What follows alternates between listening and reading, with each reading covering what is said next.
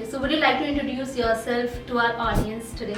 Thank you so much. Myself is Dr. Anupam Narula. Presently, I'm working as a professor of marketing and heading media relations at Lal Bahadur Shastri Institute of Management. I was director with Amity University with 5 Amity campuses and established their alumni relations and corporate relations for Tashkent. There's a lot of buzz about AI startups in the market, and Yes. it's also changing the job dynamics. Yes. So, what do you think? Is pursuing a PGDM in 2026 is still worth it? Very nice question. You have asked it like, I'd say that absolutely yes. The PGDM or LBSIM. Okay, so is LBSIM also inculcating these AI tools and how exactly AI is changing the world into its curriculum for PGDM? See, we at LBSIM is very practical oriented teaching we are giving. Hi, Dr. Anupam Narula. It's so good to have you here today. How are you feeling now? Very nice. I thank you, Priya, for inviting me over here, like for some new discussions on about B schools and how to go for management education about that. Okay, so would you like to introduce yourself to our audience today? Thank you so much. Myself is Dr. Anupam Narula. Presently, I'm working as a professor of marketing and heading media relations at Lal Bahadur Shastri Institute of Management, New Delhi. Former to that, I was director with Amity University with 5 Amity campuses and established their alumni relations and corporate relations for Tashkent, Dubai, Lucknow, Greater Noida and Noida campuses. I've also worked with premier B schools, with many premier B schools and established from B schools from scratch. 2 to 3 B schools I've established it, and now I am have a passion to teach, consult and train people like. Okay, that's really commendable. So let's start with the conversation today. So as we all are aware of the fact that there's a lot of buzz about AI startups in the market, and Yes. it's also changing the job dynamics. Yes. So what do you think? Is pursuing a PGDM in 2026 is still worth it? Very nice question, Priya. You have asked it like, I'd say that absolutely yes. Management education is an evergreen education or which you call it discipline, which will always will remain in demand. Whether any new technologies keep on coming or technologies keeps on changing, management is an evergreen. But see, the mindset is changing of management education. Earlier to COVID, now the era which we talk about is pre-COVID and post-COVID. So post-COVID era, absolutely the management education, the mindset has altogether changed.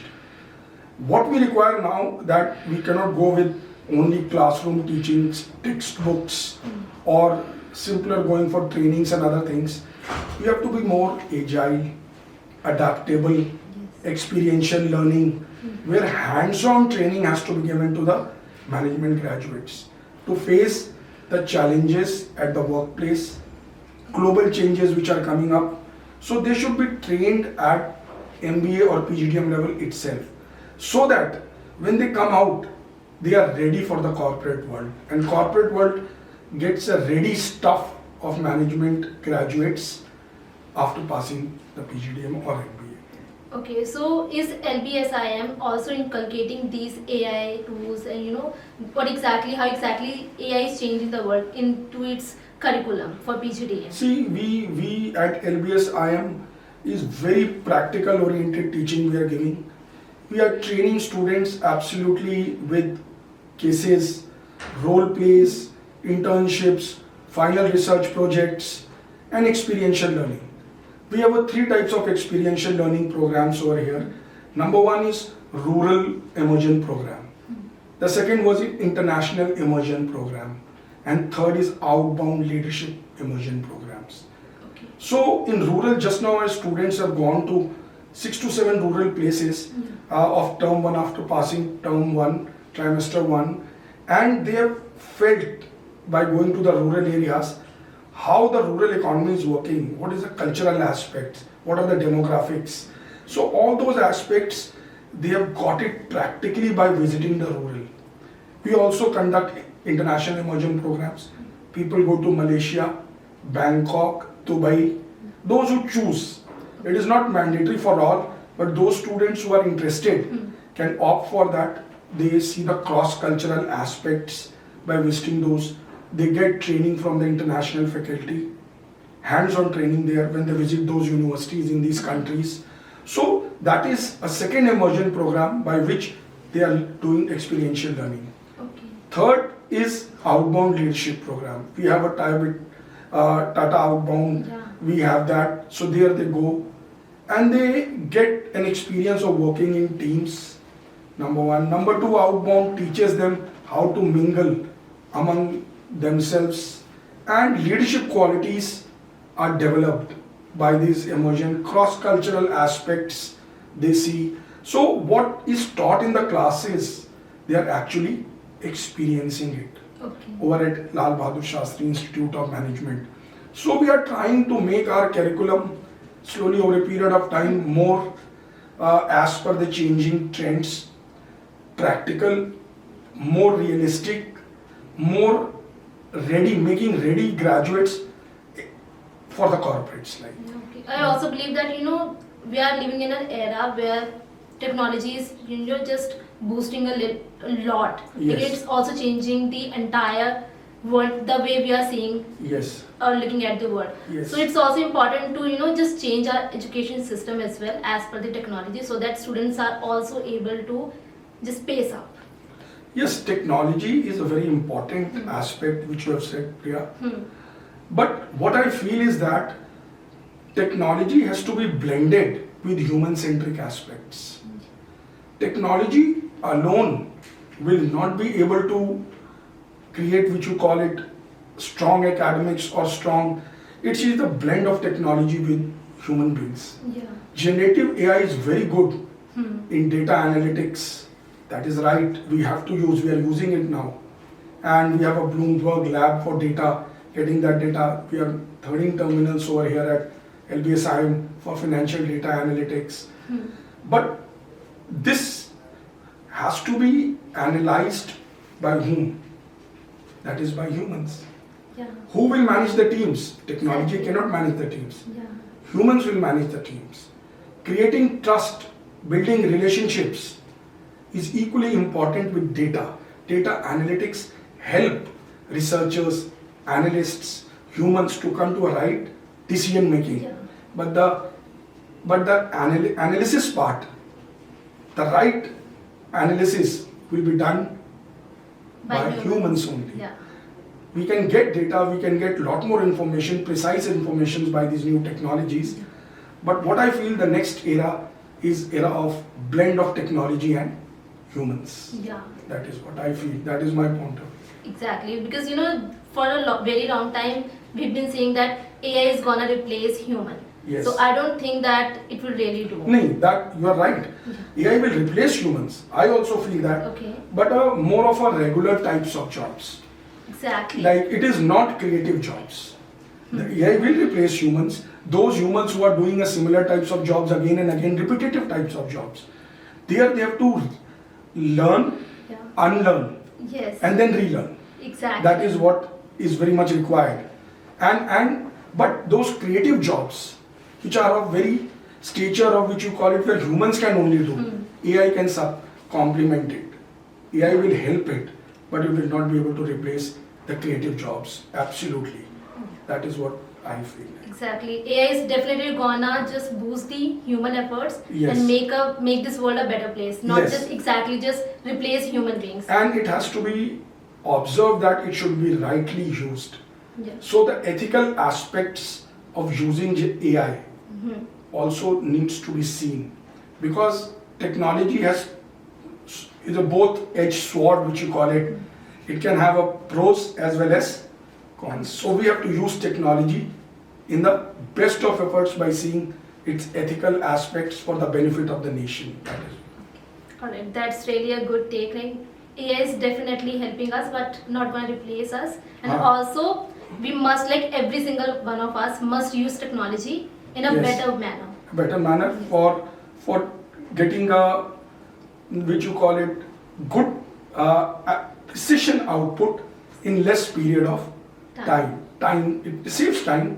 It gives you precise results. That is what data and AI is doing it. Chat GPT has got a lot more revolution. If you see earlier, what we have seen, that students were used to read from books. hard textbooks. But that trend has gone absolutely now. No student is interested to read from books because whatever is being taught, they are doing prompt engineering. And when they do prompt engineering, they are getting everything on ChatGPT. Whatever they want. But what they want is, they want a right direction. Exactly, that's my point. That is what. That is, they want a right direction, right goal, and how right decisions can be taken. And this is only humans Yeah. and intellectual humans, I use the word intellectual humans, will be able to tell them that what is the right path for them. Exactly. So AI is definitely helping, and It's complementing. Exactly. So, like my last question to you would be like, is there any message that you would like to share with our education system who are handling it? Like, what changes we can inculcate in our curriculum? Because as we know, there are still schools who are just running on the traditional basis. There's no inculcation of AI or any other things that are really helpful in future for students specifically. So is there anything that the Indian education system should inculcate in their curriculum? See, what I'll say is that we have to change with time. So every education system, and I'll appreciate that new NEP 2020, which has been brought by our Honorable Education Minister, but by Honorable Prime Minister, I'll say, is a very nice, you call it, initiative he has taken. And if you go through NEP 2020, National Education Policy is an excellent policy, which foreign universities are doing long back. We have made our education system multidisciplinary through NEP. And this education system, which has become a multidisciplinary, is adding and giving choices to the students to choose their courses as per their passion and likings. Earlier in our time when we studied, there was only engineering, management or medical, what I feel. Very less choices to us. But this NEP has brought so many choices, which you call it, for the students. They can go into any field they like, as per their personality traits. What passion they have, they can choose. And this multidisciplinary system, how it works is that if a student has taken an admission into BTech first year, he has done 1 year, he can exit. And he can go into, he can accumulate the credits. National Bank of Credits has come. So with those credits, he can go into some other multidisciplinary aspect and his credits will be added into the second. So exiting has become more easy for the student if his courses are not matching as per his traits or interests. So this is a very good thing. It is getting implemented now. Many universities have implemented NEP 2020 and many are into process of doing it for multidisciplinary education, and we hope so that in the next 5 years it gets fully implemented, and if it gets fully implemented, it will be very good for India, and especially not for India, the student fraternity, who will get a lot more choices to study the courses as per their interests. That is what. So that is the education system has brought recently, NEP 2020 has brought, and that is bringing changes in the course curriculum, subjects and other areas. And government is doing, now the government is working on the right path. From 2020 I'll say. Yeah, that's really great. So this brings me to one more question, that a lot of students, like every single year there are thousands of students moving abroad to pursue their any kind of courses. So do you really think that students should stay back in India and then pursue their studies here? Because ultimately going abroad, it's like a completely different task.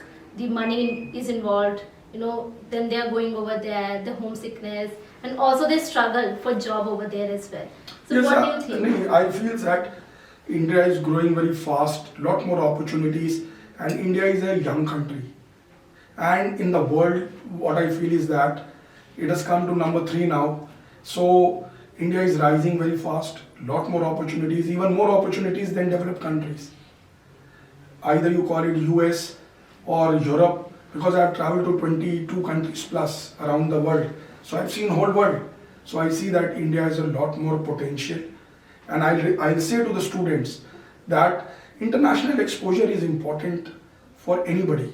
You take international exposure, study in any part of the world, but do come back to India where there are huge opportunities and you will be able to reap a lot more benefits, and the nation will also get the advantage of your learnings and talent which you have taken across the globe, and give something back to our nation, India, which has prospects, and it will be a win-win situation for the nation and for the students Exactly. itself. Yes, because everybody, if students are going abroad, they are just going with the mindset of settling over there. They're not planning to coming back, and it's also kind of a loss for a country like India, where bright students are just migrating and not coming back. But now, if you see the data, what I feel is that many people are coming back. With so much of policies of US recently, which has been stringent, made it so many professionals, top professionals, are looking back. They are willing to come back to India, and to work over here, because they are seeing that startups. If you see in last 4-5 years, so how many startups have come up? I was just discussing in my class with the data with my students that huge number of startups and unicorns also are coming up in India. So if anybody has what you call it concept idea which is implementable, funding is available now, government is helping, so you can do wonders in India also. So, and India is absolutely, when you call it, it is the youngest country now.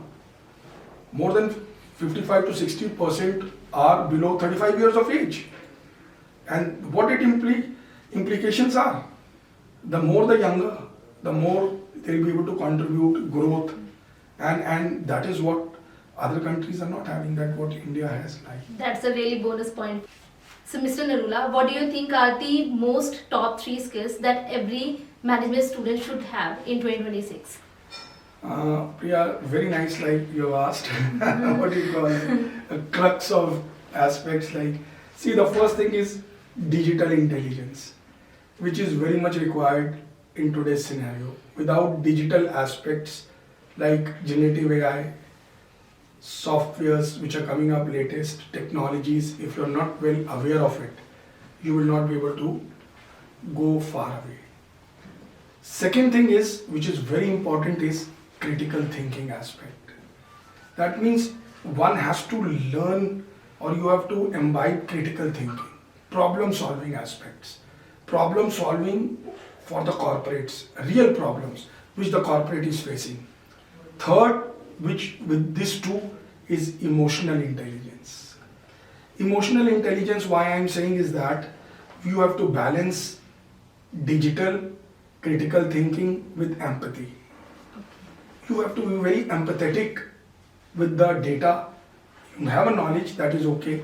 You have very nice critical, you can solve problems, that is good. But what is that? You have to be very nice with your people, and you have to remain calm, balanced. And fourth, you have asked 3, I am saying fourth, which is very important, is social intelligence. Social intelligence, why I am bringing here is that, the reason is that how you intermingle with your teams. Teamwork and team effectiveness is very important for getting results. And second, how you mingle with cross-cultural teams. The world has become a global village. Somebody is from Korea, somebody is from America, somebody is Indonesia, you have to work with them. So how you intermingle with them, that reflects your social intelligence. So the 4 skills, the MBA or a PGDM graduate, which they have to learn, if that is number 1, digital, number 2, critical thinking, number 3, emotional intelligence, number 4 is social intelligence. If a management graduate is able to balance these 4 skills, I am 100% confident he will succeed in his life. Okay. Yeah, so I believe that these are the 4 skills, yes, set of skills I would say, that really make a good management student. Yes. That So is- last, again, I'm asking you the same question. What's the piece of advice that you'd like to share with student or give to students who are planning to pursue masters or any management course down the line? I'll say that if you change with time, that is fine. You will keep on going on. But if you anticipate change, you will be good. But if you are able to influence change, you will excel in life. So you have to change with times. That is a minimum aspect. If you will not change, you are out of the market. With changing, you have to also anticipate change. What the future holds for you. How you will take decisions as per the future requirements. And third, start influencing change with your leadership skills. You will absolutely excel in life. That is my advice to the management graduates. Alright, so and this is also something that would a lot of people would relate to. If it's about, not about academics, it's also about personal note as well. So that's it, Mr. Narula. It was amazing talking to you and so insightful. And thank you so much for asking such a nice questions, Priya. Yeah. And it was very apt. And I hope so, like with this conversation which we are having, the management graduates will try to take some advantage of that for succeeding in their future careers. Exactly.